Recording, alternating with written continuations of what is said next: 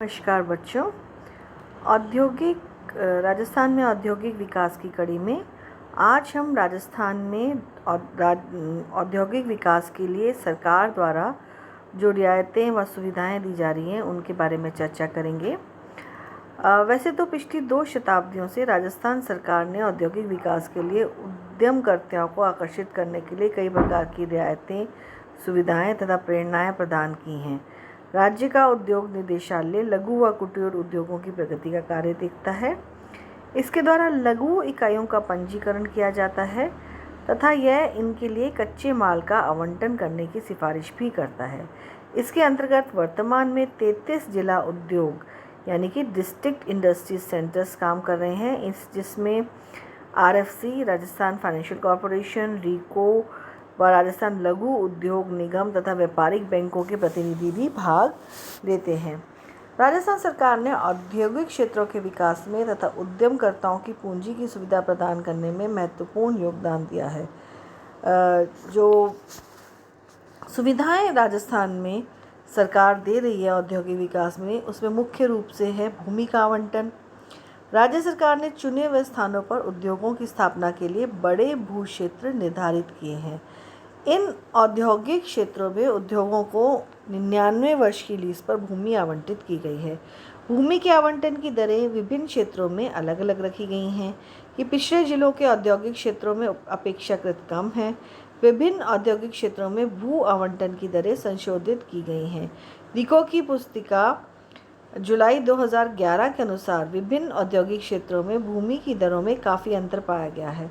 झालावाड़ के नए विकास केंद्र में यह सामान्य 500 रुपये प्रति वर्ग मीटर, अंबाजी औद्योगिक क्षेत्र में भी 500 रुपये व सैचुरेटेड एरिया में 3000 रुपये प्रति वर्ग मीटर, जयपुर के कूकस औद्योगिक क्षेत्र में 1560 रुपये प्रति वर्ग मीटर तथा अलवर के चौपांकी औद्योगिक क्षेत्र में 3100 रुपये प्रति वर्ग मीटर रखी गई है।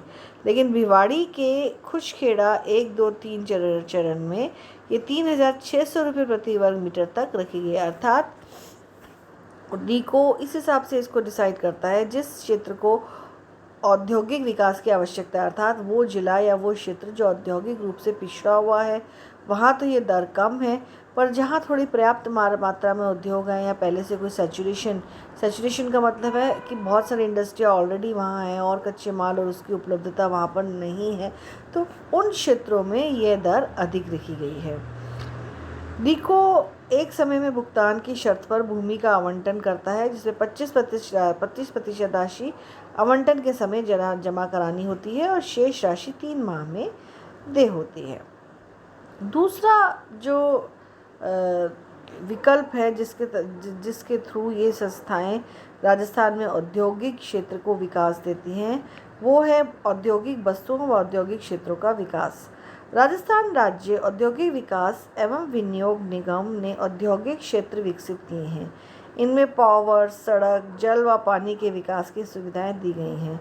इनके द्वारा विकसित किए गए क्षेत्र जयपुर, कोटा, अलवर, जोधपुर, उदयपुर, अजमेर, पाली, चिड़ावा, पिलानी, बूंदी, टोंक, निवाई, सीकर, बालोतरा, बाड़मेर, सादुलपुर व चित्तौड़गढ़ आदि स्थानों पर है।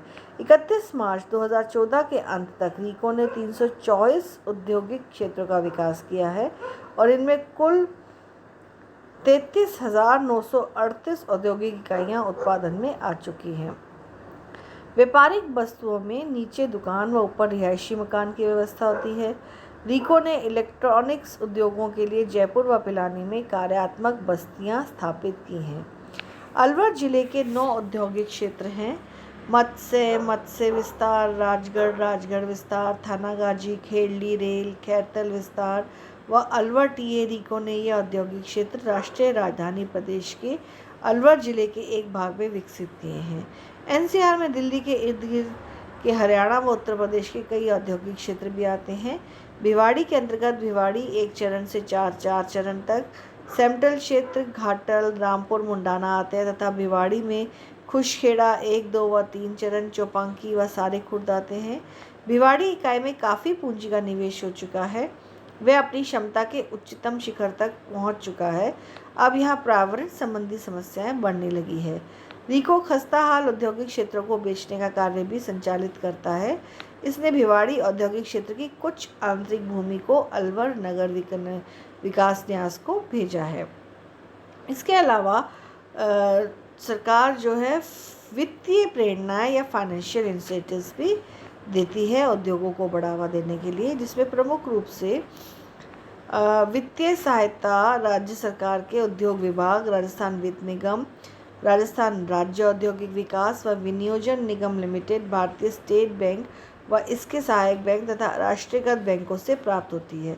इस संबंध में वर्तमान स्थिति का उल्लेख किया जाना चाहिए। राजस्थान वित्त निगम लघु व मध्यम श्रेणी के उद्योगों को दीर्घकालीन कर्ज देता है, जिसकी अधिकतम राशि उत्तरोत्तर बढ़ाई गई है। यह औद्योगिक इकाई की प्लांटेशन मशीनरी में निवेश के अनुसार की जाती है।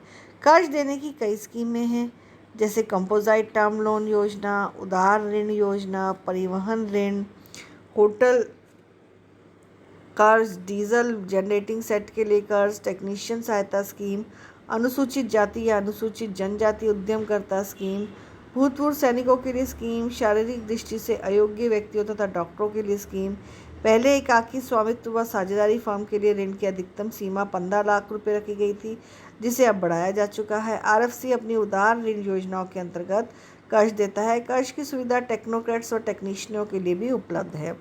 कंपोजिट टर्म लोन योजना के अंतर्गत कर्ज दस्तकारों व उद्यमियों को भी उपलब्ध कराया जाता है।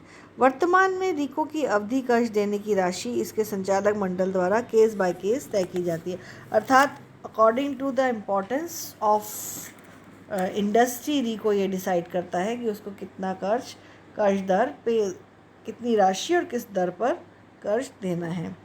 औद्योगिक इकाई शेयर बेचकर भी धन जुटा सकती है।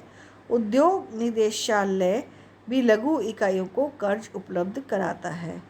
पूर्व में रीको व आरएफसी के द्वारा बिक्री कर की राशि के बराबर ब्याज मुक्त ऋण भी दिए जाते थे। राज्य में उद्योगों की बिक्री कर से कुछ वर्षों के लिए मुक्त रखने व इसके स्थगन करने की भी एक स्कीम 1987 में घोषित की गई थी, जिसे 1989 में परिवर्तित किया गया था। विद्युत की सप्लाई बढ़ाई गई है एवं इस दिशा में प्रयास भी जारी है। विद्युत प्रशुल्क पर रिबेट दी जाती है। जल सप्लाई व कच्चे माल की पूर्ति बढ़ाई गई है। और जो अन्य फिस्कल इंसेंटिव है उसमें मुख्य रूप से कर्ज में राहत है। सरकार ने कारखानों में लगाई जाने वाली मशीनरों को चुंगी शुल्क से मुक्त किया गया है। कच्चे माल पर भी यह छूट दी गई है। राज्य सरकार ने मशीनों व कच्चे माल पर बिक्री कर की छूट दी है। विद्युत शुल्क में भी छूट दी है। बाद में बिक्री कर से छूट व आस्थागन की स्कीमें लागू की गई थी, जिसे जून 1998 में पुनः संशोधित किया गया था। 1 अप्रैल 2006 से बिक्री कर के स्थान पर मूल्य वर्धित कर लागू किया गया। जैसा हम सब जानते हैं कि अब कॉमन जो है वैट को यूज़ किया जा रहा है। राजस्थान के पिछले जिलों के औद्योगिक विकास के लिए सब्सिडी व्यवस्था। भूतकाल में राज्य में 16 जिलों को औद्योगिक विकास की दृष्टि से पिछड़ा घोषित किया गया था। ये जिले इस प्रकार थे: जालोर, नागौर, जोधपुर, चूरू, सीकर, झालावाड़, टोंक, अलवर, सिरोही, उदयपुर, बांसवाड़ा, डूंगरपुर, भीलवाड़ा, झुंझुनू, जैसलमेर व बाड़मेर। सितंबर 1988 तक 27 जिलों में से 16 जिलों को भारत सरकार की तरफ से निवेश सब्सिडी दी जाती थी, जो अब बाद में बंद कर दी गई, तथा शेष 11 जिलों को राज्य सरकार की तरफ से सब्सिडी दी जाती थी। सब्सिडी की स्कीम पूंजी से जुड़ी राजकोषीय प्रेरणा की स्कीम होती थी, जिसके अंतर्गत उद्यमकर्ताओं को वित्तीय सहायता मिलती रही है। इसके अंतर्गत स्थिर पूंजीगत निवेश जैसे भूमि, फैक्ट्री व प्लांट तथा मशीनरी के निवेश को निर्धारित अंश उद्यमकर्ता को सरकार सब्सिडी या अनुदान सहायता के रूप में देती है, जिससे उनको कारखाना लगाने के लिए भारी प्रोत्साहन मिलता है। पहले केंद्रीय सब्सिडी की व्यवस्था में पिछड़े जिलों को 3 श्रेणियों ए, बी तथा सी के अंतर्गत विभक्त किया गया था, जो इस प्रकार थे। इसके अंतर्गत 25% सब्सिडी जैसलमेर, सिरोही, चूरू व बाड़मेर के लिए रखी गई थी। यह शून्य उद्योग जिले थे। शून्य उद्योग जिले अर्थात ये माना गया था यहाँ पर एक भी बड़ा उद्योग, बृहत उद्योग नहीं था।